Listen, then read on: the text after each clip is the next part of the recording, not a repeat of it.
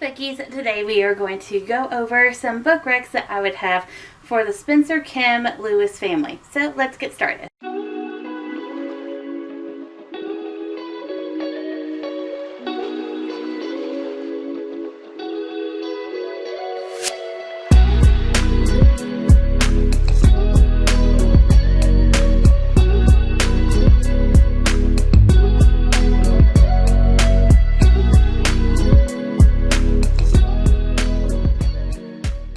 If you don't know who that family is, it is a family that you can play in The Sims.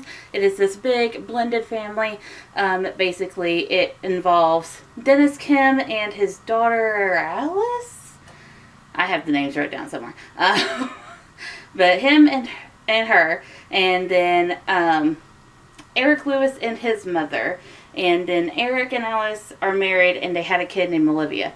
So big blended family, all living under the same house. It's the kind of chaos that you get. So what this is I love The Sims 4 and I love giving book recs, so I'm going to combine the two. I've done this in 2 previous videos, but basically I pick a family that is pre-generated in The Sims 4 and I'm going to give you book recs based on them. So maybe if I come across your favorite character, you know what books you could read to kind of be like them. I don't know. Or you could argue with me that they would actually like other books. I don't know. Whatever you want to do in the comments. And this is in no particular order except for the order that was given to me on the horrible Sims wiki. Whoever is running it, please do better. Your website is horrible. Anyways, the first one that we're going to do is Eric Lewis. He is the father of the child Olivia and son of Vivian Lewis. He is materialistic, glutton, self-assured, and business savvy, and his aspiration is the Mansion Baron. So 3 books that I think that Eric would really like. The first one is going to be Terry Pratchett, and I'm starting with Equal Rights because it's the only Terry Pratchett book that I have. Because Eric is married to Alice, and there's a lot of females in his family, I think that he would be very pro-feminist. Terry Pratchett's writing is leans pro-feminist, and it's also a really fun magical novel. I think he would be kind of into magic. I also think that he would be into Not Even Bones because when you get the Get to Work pack, he actually has is in the malpractice group or whatever. Anyways, he theory is that he's supposed to be a doctor. So this has a scalpel on it. This is very not doctor-like. It is an urban fantasy about this girl that winds up on the illegal black trade market because she has some sort of monster abilities that she has been hiding. And it is her plight to escape. It is a fun novel, but lots of gory bits, but maybe Eric would be up for that. And the last one would be Legendborn by Tracy Deonn. I don't even have to tell you what this one is about. It's an Arthurian retelling. But basically there's this girl who is in a college exchange program and she might be starting to uncover a secret society of sorts. This is a fun novel, and since Eric is black, he would be supporting black authors, especially black women authors. He would be supporting this book. Also, he seems very intellectual. I've played him before. He's pretty smart. So I think that he would love to read an Arthurian retelling. Next up is Eric's mother, who is Vivian Lewis, which is Olivia's grandmother. The lines are all kind of muddled. Just hang in there. I'll try to insert a family tree or some sort. But she is a foodie. She is family-oriented, she is cheerful and domestic, and her aspiration is just a big happy family, which is so sweet. So the first book that I think that she would be reading is I'm Not Dying With You Tonight by Kimberly Jones and Gilly Segel. Miss Vivian Lewis is an elder, so she's lived during the civil rights era. This is a great book about 2 girls, one black, one white. When someone draws a gun and fires shots at a place that they are both at, they escape together and they have to band together even though that they're totally in different circles and in different lifestyles to both get their way home. I think this came out right after the BLM protest started, so very much I think Vivian would be into this. I think also because she is cheerful that she would be into reading some not so cheerful stuff. So you're the Witchling by Alexis Henderson, which is basically a strong feminist novel about this girl living in like kind of the Salem witch era, who stumbles onto some dark power and starts to realize stuff about herself. This is a great book. I absolutely loved it. And I think Vivian would be all into this kind of vibe and everything, because sometimes the most cheerful people read some of the darkest stuff. We got to get it out somehow. Okay. And I also think that because she is family oriented, that she would be wanting to read some books so that way she can recommend them to her granddaughter, Olivia. So I think that she would be reading Amari and the Night Brothers, not only because B.B. Alston is awesome and this is a great middle grade book, but because she is looking for books that she can recommend to her black granddaughter, and this is a great recommendation for her black granddaughter. In this story, this little girl, her brother is missing, has been missing for a hot minute. When she discovers his suitcase, I believe, and discovers this magical other world, she jumps at the chance to go and find her brother and join this magic academy, but there might be some secrets that might be harmful to her. Again, a great middle grade novel. I think that not only would Olivia like it, but Vivian would also like it, because the main character is such one of the strongest middle grade main characters that I've read in a hot minute. Next up would be Olivia SpencerKim, who is Eric's wife and Dennis's daughter, Olivia's mother. Family trees. Man, they're weird. But she loves the outdoors. She is creative. She's a little childish. She's a muser. And she is also a painter extraordinaire. So the first thing that I think that she would be up to reading is this really cute self-care and kind of boss babish book, which is The Magical Girl's Guide to Life. It features a lot of really good self-help tips, but also a lot of some really good stuff that you can bring into your business, which Olivia has which Alice kind of has her side business. She paints, and you can sell them. But I think she would be really into this, especially with the artwork and everything. I think she'd be really drawn to it. I think she would also be drawn to If You Then Me by Yvonne Woon. This is a sweet book about a main character who is a coder, gets a once-in-a-lifetime opportunity to go to this prestigious academy to amp up her coding skills and develop her app even further. But when she's faced with a lot of peer pressure and a lot of competition that she's not ready for, she turns to a lot of not so good things, and a lot of stuff happens. She would be really drawn to this story, but she is also really smart. Again, I've played the Spencer family. They're one of the families that I do like to play with.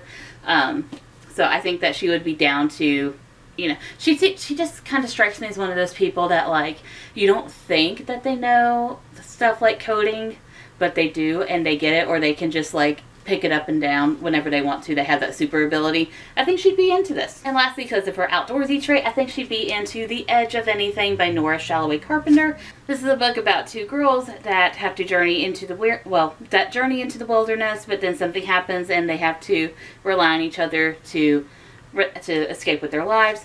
It talks a lot about depression, and it's set in North Carolina, the North Carolina mountains, I think. I can't remember.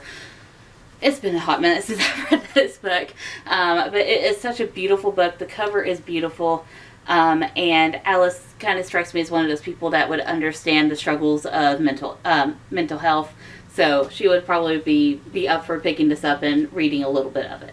Next up is Dennis Kim, who is Alice's father, Olivia's grandfather, and he also loves the outdoors. He is neat, he's a perfectionist, and he's domestic.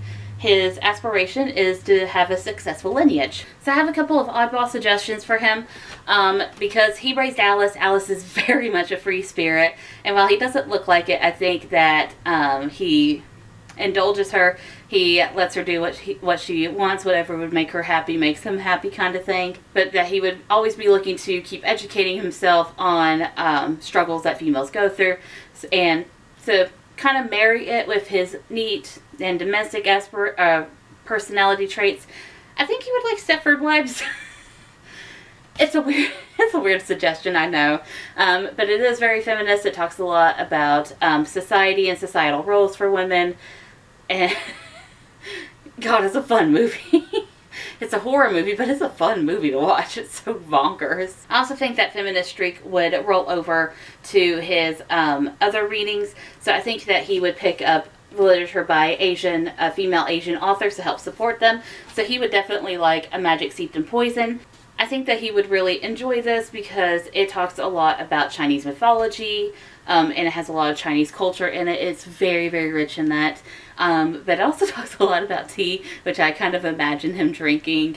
But again, like, he would be like, yeah, I support Asian female authors. Yeah, give me that book. And then, like, just a random Hail Mary recommendation for his downtime whenever he doesn't want to be, you know, like, when he just, you know, he wants a fun read. I think he would be really into Abraham Lincoln Vampire Hunter by Seth Grahme-Smith. This is a fun read about Abraham Lincoln.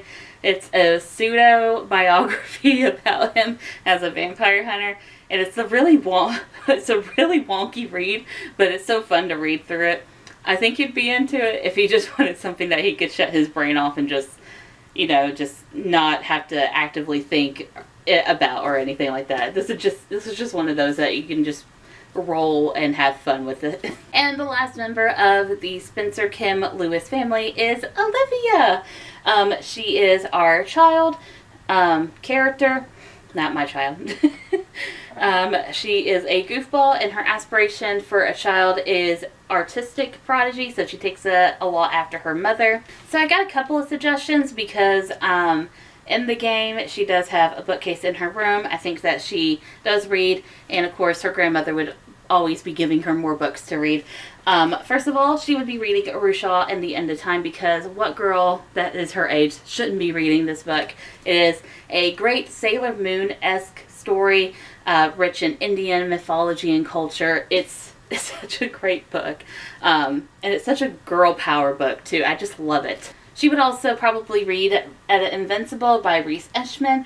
Our main character, she has Meniere's disease. I think her parents would give her books with people that have different struggles than what she does, so that way she can be a well-rounded person, a well-read person, but that she would be able to empathize easier with people in real life, having read and been in the viewpoint of people that have struggles that she doesn't have to face. So, Meniere's disease, something that she doesn't have, but something she can sympathize with. But this isn't solely focused on the main character's Meniere's disease. Basically, our MC is a graphic novel loving and writing heroine. She is amazing. When she makes friends with this kid, he is Colombian, and his dog, who is named Louisa May Alcott, which I think is the cutest thing ever. And Louisa May Alcott gets stuck on a train. They have to go and journey to find Louisa May Alcott together, but a lot of stuff happens, and some stuff from her graphic novel start to bleed into this train journey. It's a fun read, and I can't wait to reread it, actually. I think she would also be into The Stars of Whistling Ridge by Cindy Baldwin. The mother in this book kind of reminds me of Alice. She's kind of like that free spirit-esque type of person, and Eric is very much the father in this, like the very backbone, kind of lets her do what she wants type of thing. The family travels around because the mother has a business. She uses fireflies to grant people wishes, and that's part of their business and everything. But when our main character, who is the oldest sibling of 3, she's very tired of traveling around. She wants to settle down. She wants an actual school and everything. She takes her mother's fireflies and uses them all to create one massive wish. But that wish creates kind of a vacuum, and the consequences are had. It's a fun read. It's a very touching read. You will cry while reading this one. I absolutely love it. And then just for an extra book for Olivia, I think that her parents would give her or read to her When the World Turned Upside Down by Kay Ibera, because this focuses a lot on COVID and safety procedures. I think her parents would want her to be informed about the ongoing pandemic, but also not to be overly fearful by seeing things on the news that she might not understand. This book does so good to talk about that and to talk about the BLM protest, which her parents would also want her to learn about. So yeah, those are my recommendations for the SpencerKim Lewis family. I was afraid I'm going to mess up their last name. I'm sorry. They are a huge blended family, so I hope I got really good recommendations for them. They seem like nice people, and I played them. They're a nice family. They don't give you a lot of heartache. But yeah, that is it, everyone. So thank y'all for watching, and I'll see y'all later. Bye.